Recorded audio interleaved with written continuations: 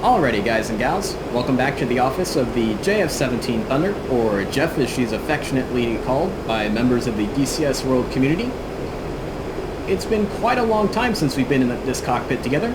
It's been well over a month now since the air-to-air refueling probe for the JF-17 first released, and I figured it would be a great time to hop back into the Jeff and demonstrate one of our most unique weapons. That is of course the BRM-1 90mm laser-guided rocket pod. We've got two pods on our jet, both on the outboard wing stations on the left and the right hand side, and we've got a perfect target out here 90 degrees off of our right wing to demonstrate on. It is an enemy convoy traveling on a highway skirting the coastline off to our right out there, and it is made up of a T-55 main battle tank, a M113 armored personnel carrier, a couple trucks, and a truck with a ZU-23 on it. So it's going to be perfect for demonstrating engaging heavily armored targets, lightly armored targets, as well as soft targets as well. Now the BRM, because of its low yield explosive, is going to be perfect for coin situations or counterinsurgency situations, close air support situations, or situations where targets are in urban areas, such as this little village off to our 11 o'clock, or the Bandar Abbas city area off of our nose at 12 o'clock out there. Anytime you're in a situation where collateral damage has to be kept to a minimum, where there's friendly troops in the vicinity, civilians in the vicinity, or anything else that you cannot allow to be damaged, the BRM-1 90mm laser-guided rocket pods are going to be a great choice for loading onto your jet. So before we get started with this demonstration, we'll go ahead and set up our cockpit for some low-level light operations. As we can see, the sun off to our left here is dipping down below that western horizon. So first thing we're going to do is of course turn on some instrumentation lighting, as well as some flood lighting, so that you guys at home can see everything that I'm doing in the cockpit and orient yourself in the cockpit no matter what device you're viewing the video on, an iPhone, an iPad, a laptop, or your large desktop PC that you play DCS World on. Second, we'll go ahead and reduce the brightness of our MFDs,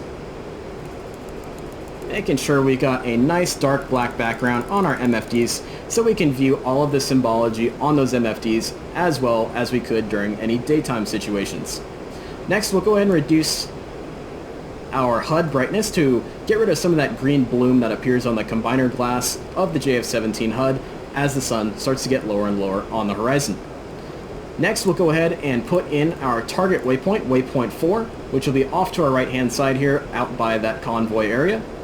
And we'll go ahead and do T1 backwards to throw her into air-to-ground mode. Now, I really like to silence my air-to-ground radar when I'm working air-to-ground in the JF-17, especially if I'm using the WMD7 on one of the MFDs as well, simply because it reduces the amount of stutters and losses in frames that we see. It tends to save me between 5 and 10 frames per second, which will be an even greater savings on any computers that you might be using that might be of a lower spec than the one that I'm currently using. So we'll go ahead and kick off the autopilot. I'll make a nice level turn off towards waypoint 4. Now I want to make sure this turn is nice and level as possible because we want to roll in and attack targets with our BRM-1s from a nice high altitude. We want to have a nice steep dive angle on the target, and we'll discuss that further as we get in closer to our target.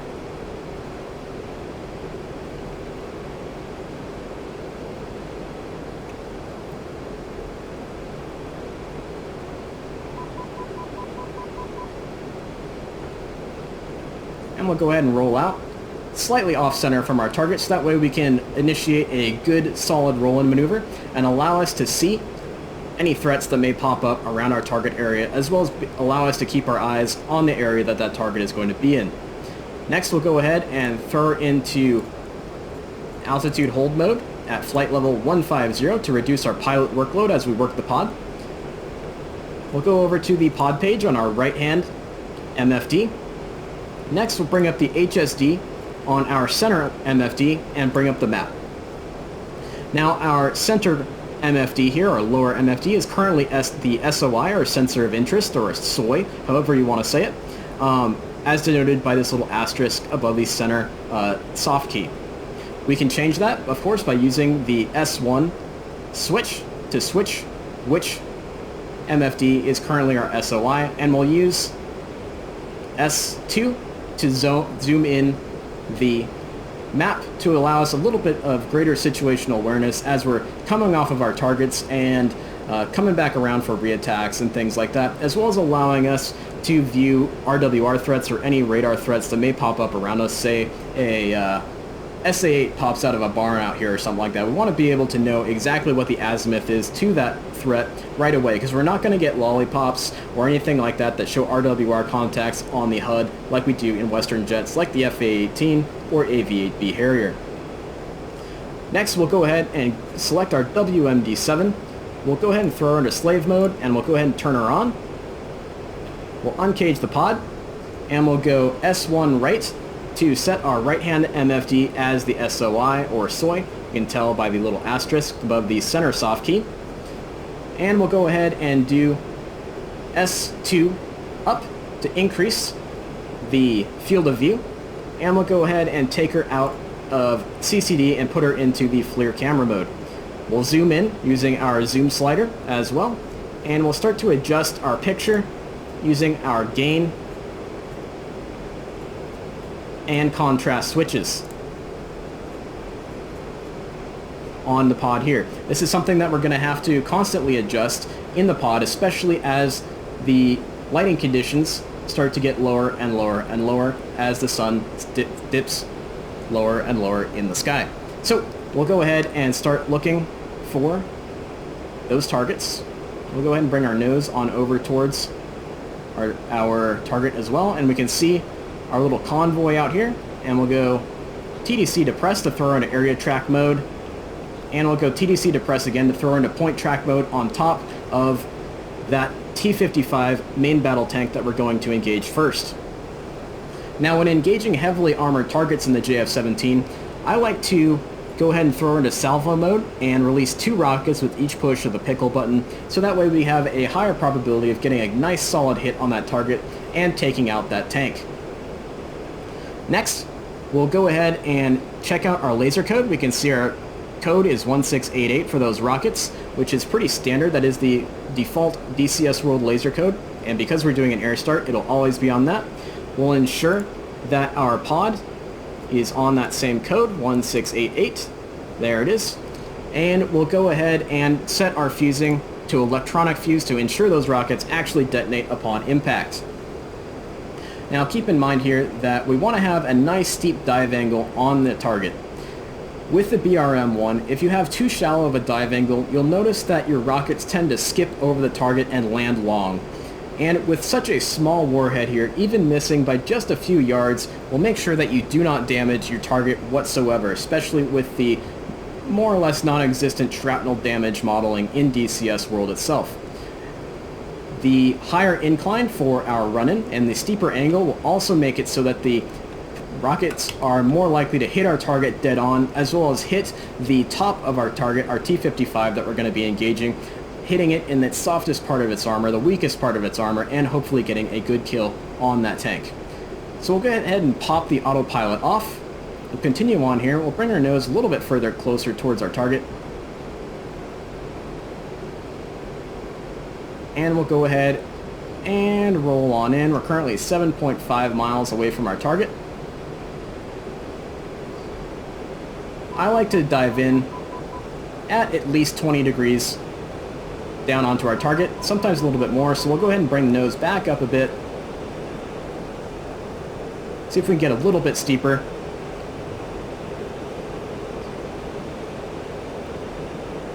There we go, that's more like it, right at 20, a little bit above 25 degrees. We're currently in range, and we'll go ahead and pickle. And we can see those rockets fluttering on their way down to the target.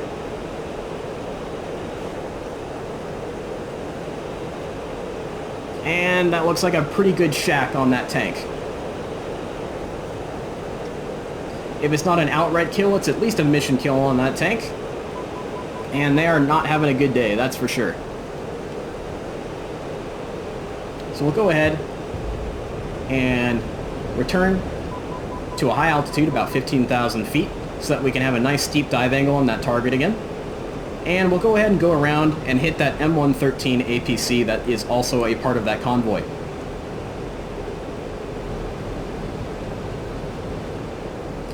These rockets can in fact be very, very accurate, but we just want to make sure that we have a nice high airspeed in our attack run, as well as a nice steep dive angle. This is why I like to do these tutorials live, so that way you guys can see me correct for any errors like that not so steep dive angle we had to start off here, and show that you can of course correct those errors as well when you're at home flying your copy of DCS World. So we'll go ahead and start adjusting our gain a bit more here. That looks pretty good right there. We'll build up a little bit of separation from our target here. I am still going to engage targets with 2 rockets in salvo mode. We've got 19 rockets per pod on each side of the jet. So even if you engage all of your targets with 2 rockets, you're more likely going to run out of fuel before you run out of rockets in your magazine to work with, especially with the rather short legs of our JF-17. So we'll bring her back on around towards the target. We're currently 12 nautical miles away. We're going to line up a bit offset from that target so that we can get a good roll-in maneuver. Help us get a good steep dive onto the target, as well as identify targets much, much easier. So we'll go ahead and zoom this guy in. Looks like our M113 is about right there. We'll go ahead and put him into point track mode by TDC depress once again.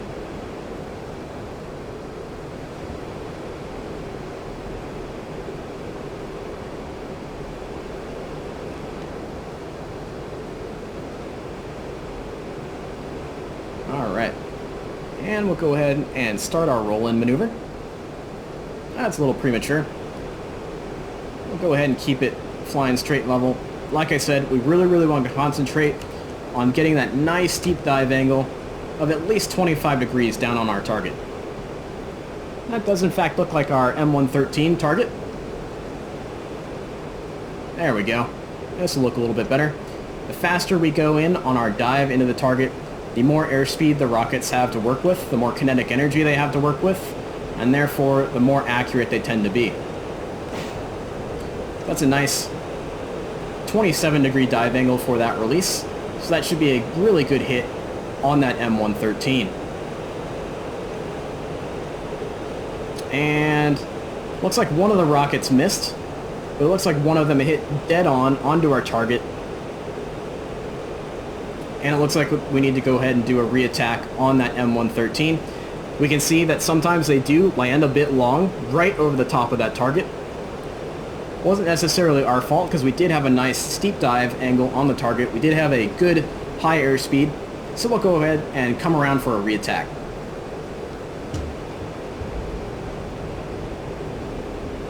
Man, the sunsets and night lighting in DCS 2.56 sure are beautiful, that's for sure. Build up some separation from our target.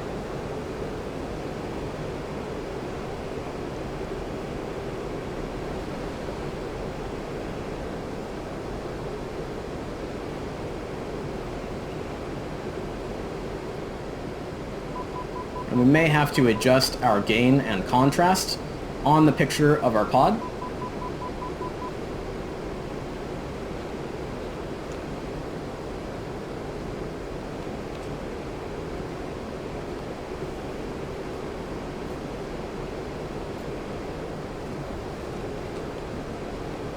As light conditions change throughout the area.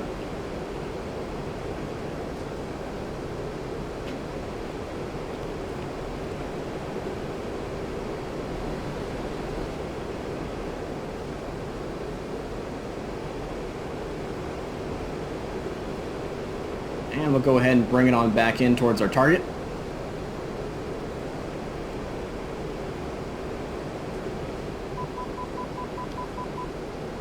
There's a little fire down there.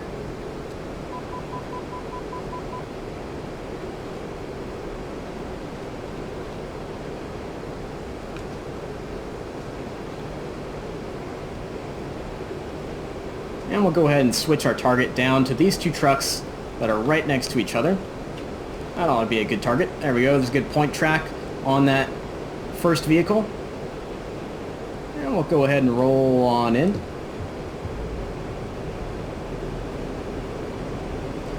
Increasing our airspeed, giving those rockets the best chance of an accurate shot as we possibly can.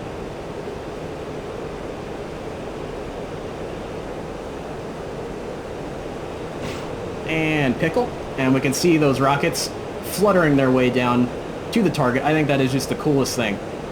The way the WMD-7 is modeled here in DCS is just very, very cool. And splash. I think that's a pretty good shack on that guy.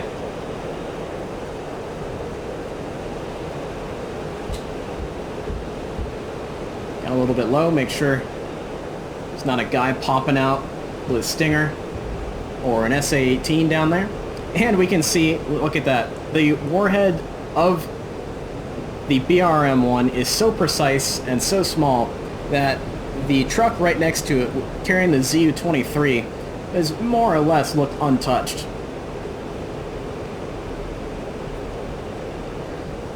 Now you can, of course, engage softer targets with just one rocket, like I said before.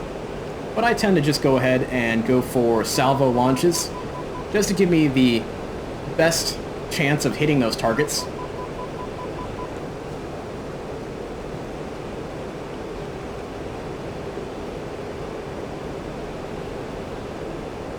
And the Persian Gulf is, of course, looking gorgeous in the sunset.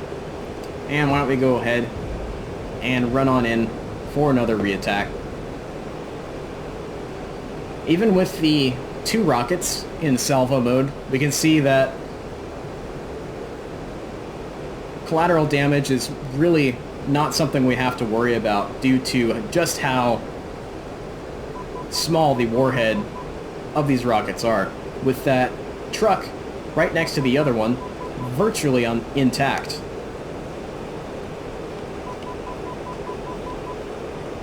We have to adjust our gain slightly. There we go. That's a good picture on the target.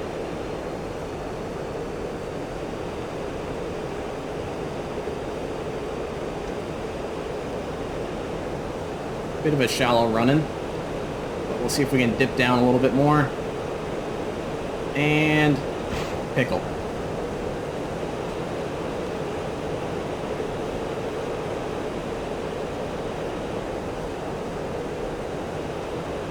And that looks like another shack on that truck carrying a ZU-23. So he is no longer a threat.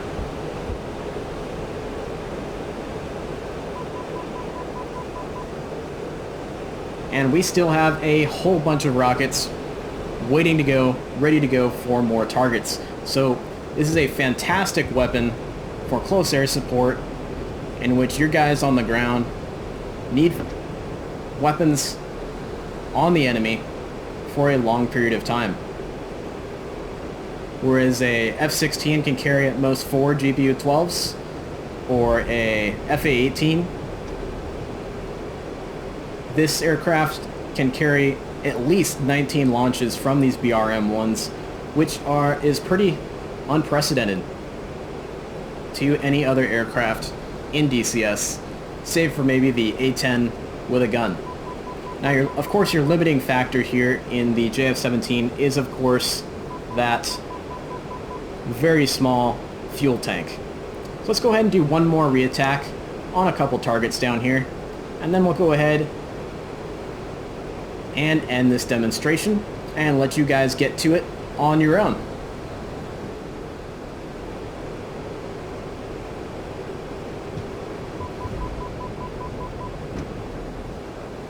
Alright, here we go. We're coming down onto this target. Keep in mind that you can also actively look for targets and acquire targets even as you're flying away from the actual location of those targets.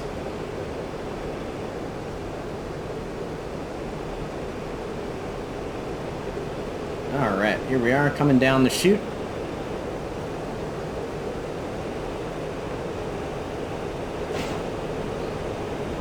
And pickle on that. A little unsure as to the brevity you would use for a laser-guided rocket like this. I suppose it would probably be rifle, but I'm not sure. It'd be interesting to find out what the U.S. military would say in terms of radio brevity for the APKWS system that is in use on various attack helicopters and close air support aircraft like the AV-8B Harrier. So I hope you guys enjoyed this demonstration of the BRM-1 90mm laser-guided rocket in the JF-17. It is definitely quickly becoming one of my favorite weapons in DCS world. It's just very, very cool. So I hope this helps you guys out. If you picked up the JF-17 recently in the sales, or if you've gotten to fly it for free. And let me know in the comments if you'd like to see more JF-17 content on my channel. It's a pretty cool little jet. Its avionics are very interesting, even if the airframe itself isn't the most interesting jet in the world. So, like I said, sound off in the comments below, and thanks a lot for watching, guys.